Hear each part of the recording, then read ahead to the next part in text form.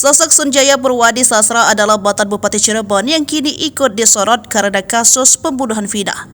Warganet curiga bahwa ada dua anak laki-laki Sunjaya Purwadi Sastra terlibat langsung kasus yang kembali viral setelah 8 tahun terkubur ini. Meski begitu, kedua anak Sunjaya Purwadi membantah tudingan yang beredar. Mereka menyangkal terlibat dalam kasus pembunuhan Vina. Dilansir dari Tribun Bogor, Sunjaya Purwadi Sastra lahir di Palimanan, Cirebon pada 1 Juni 1965. Ia adalah Bupati Cirebon ke-27 dalam sejarah kabupaten di Jawa Barat ini. Ia menjabat sebagai Bupati didampingi Tasya Sumadi Algotash sebagai wakil pada periode 2014 hingga 2019. Sebelumnya terjun ke dunia politik, dia merupakan prajurit TNI Angkatan Darat dengan pangkat terakhir Letnan 1. Satu hal yang paling disorot dalam masa jabatan Sunjaya Purwadi Sastra sebagai Bupati Cirebon adalah saat dirinya terjerat operasi tangkap tangan Komisi Pemberantasan Korupsi pada 25 Oktober 2018. Dia ditangkap di Pendopo, Kabupaten Cirebon di Jalan Sidowangi, Cirebon dan langsung ditetapkan tersangka. Penangkapan itu atas dugaan penerimaan suap. Penyidik mengamankan sejumlah barang bukti berupa uang tunai, bukti setoran miliaran rupiah, dan yang lainnya. Sunjaya juga menerima pemberian dan pejabat di Pemkad Cirebon melalui ajudan sekretaris pribadi yang diduga uang hasil jual beli jabatan. Modus yang diduga digunakan adalah pemberian setoran pada bupati selaku pejabat yang dilantik. Ada juga uang dari hasil fee lainnya disimpan dalam rekening atas nama orang lain yang digunakan sebagai rekening penampungan. Saat sidang pengadilan tipikor, Sunjaya Purwadi Sastra divonis bersalah dengan hukuman 1 tahun penjara serta denda 1 miliar. Pada putusan hakim disebutkan Sunjaya menerima uang senilai 64 miliar dan telah menyamarkan harta hasil kejahatannya melalui TPPU 37 miliar rupiah. Uang yang didapatkan dari hasil gratifikasi berupa setoran pejabat Pemkap Cirebon dari proyek Galian C, mempermulus izin proyek kawasan industri dan kejahatan korupsi lainnya. Dia tidak menerima. Sunjaya kemudian